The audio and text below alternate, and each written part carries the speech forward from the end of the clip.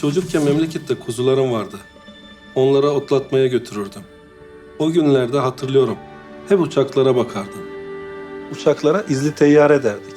Rahmetli neneme derdim. Ya nene derdim, bunları insanlar kullanıyor değil mi derdim. Evet, insanlar kullanıyor oğlum derdim. Her gökyüzüne bakışta o izli teyyarenin hayaliyle ya inşallah buralara bir çalışmak bizlere de nasip olur diye hep içimden geçirirdim. Ben Ercan Akçay, 20 yıldır Türk Hava Yolları şirketinde protokol fotoğrafçısı olarak çalıştım. Aslında her şey bu sokaklarda başladı. Mesleğime Beyoğlu'nda fotoğrafçılık yaparak başladım. Gençlik yıllarında işte askerlik bitti, geldik. Hadi dükkan açalım dedik, dükkan açtık. Maalesef İstanbul genelinde 150 tane yer soygun olmuş. Ben de ortada kalmışım. O arada Türk Hava Yolları'ndan bir yöneticimiz beni aradı. Ya dedi bir fotoğraf talebimiz olacak. Maalesef dedim destek veremeyeceğim dedi. Tamam dedi, geçmiş olsun dediler. Kapattım telefonu. Aradan bir hafta geçtikten sonra tekrar bana ne yaptın, ne ettin dediklerinde ben de dedim ya dedim böyle böyle hepsi gitti dedim. Seni dedi Türk Hava Yolları'na alalım dediler o zaman. İlk girdim toplantıya beni çağırdı. Şimdi herkes birbirine ya Türk Hava Yolları'nın niye eksik, niye eksik? Ercan sen ne diyorsun, neyi eksik Türk Hava Yolları'nın? Ben de dedim Türk Hava Yolları'nın arşivi var mı dedim. Var tabii dediler. Fotoğrafları getirin görsün. Efendim dedim dijital arşivi var mı dedim. Yok. Dijital arşiv hikayesi Türk Hava Yolları'na ilk girişimde başlamıştı. Bulunduğumuz yer Türk Hava Yolları'nın genel arşiv bölümü. Bu arşiv bölümünde benim yaklaşık 6 ayım geçti. Bir gün arşiv karıştırırken Atatürk'ün yaş imzalı bir belgesi önüme geldi. Devlet Hava Meydanlarına diye başlayan Türk Hava Yolları'nın kuruluş belgesini buldum. Sanki bir altın bulmuş gibi hemen fotoğrafı edip yöneticimize atınca Ercan bunu nerede buldun? Dedim efendim arşivdeydi dedim. İnanılmaz bir sevinç. Sonrasında işte belge yönetim kurulu başkanımıza çıktı. Sonra kitaba girdi. O benim için inanılmaz bir şeydi. Aslında Türk Hava Yolları arşivi Türk havacılığının en büyük hafızasıdır. İlk 2005 yılında Türk Hava Yolları'na girdiğim dönemde Türk Hava Yolları'na butik hava yolları deniyordu. Ama bizim yöneticilerimizin o dönem öyle bir ideali vardı ki 2005'te 2023'ün hedefleri konuşulurdu. Türk Hava Yolları'na ilk girdiğim dönemde sponsorluk konuşmaları oluyordu. İşte bu sponsorluklar Kevin Costner'la başladı. Akabinde Kobe'ler, Messi'ler, bu insanların fotoğraflarını çekmek Türk Hava Yolları sayesinde oldu. İlk hat açılışı St. Petersburg olduktan sonra biz her hafta bir hat açılışına giderdik.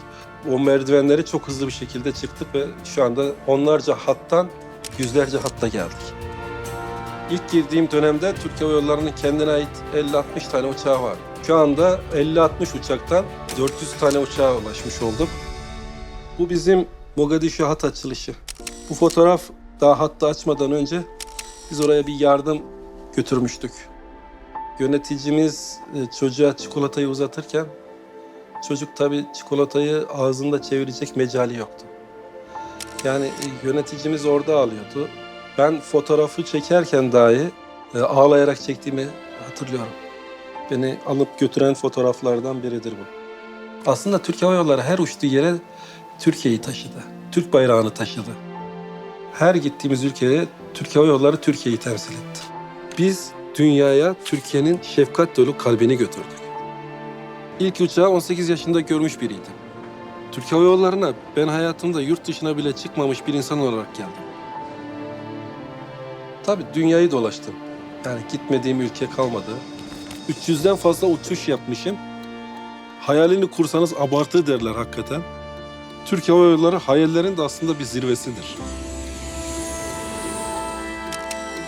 Türk Hava Yolları'nda bu hat açılışlarına vesaire gittiğim dönemlerde gider şehrin farklı bölgelerinde fotoğraflar çekmeye çalışırdım. Çektiğim her fotoğrafta bir anı var. Yöneticilerimiz bu çektiğim fotoğraflardan sağ olsunlar bir sergi açmamda ön ayak oldular. Bu da beni çok mutlu etti. Hepsine teşekkür ediyorum.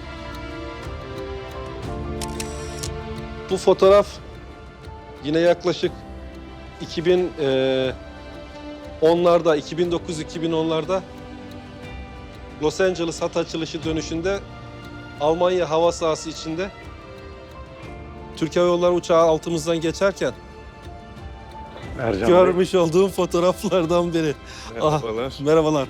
Nasılsınız, iyi misiniz? Sağ olun, teşekkür ederim. Ben de teşekkür ederim, çok sağ olun.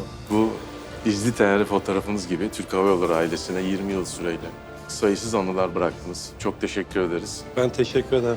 Çocukluk anınız olan izli değeri ve onun bir kaptanı olarak size bunu sunmak isterim. Türk Hava Yolları ailesi olarak çok teşekkür ederiz. Ben de Emekleriniz- çok teşekkür ederim. Benim...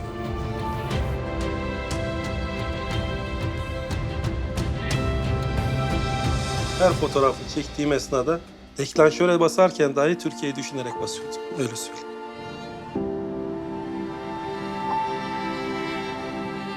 Evet, 20 yıllık aileme veda vakti geldi. Bana her türlü mutluluğu yaşatan, hayatı öğreten okulumu tamamlıyorum. Her zaman söylerim, Allah bu şirkete zeval vermesin.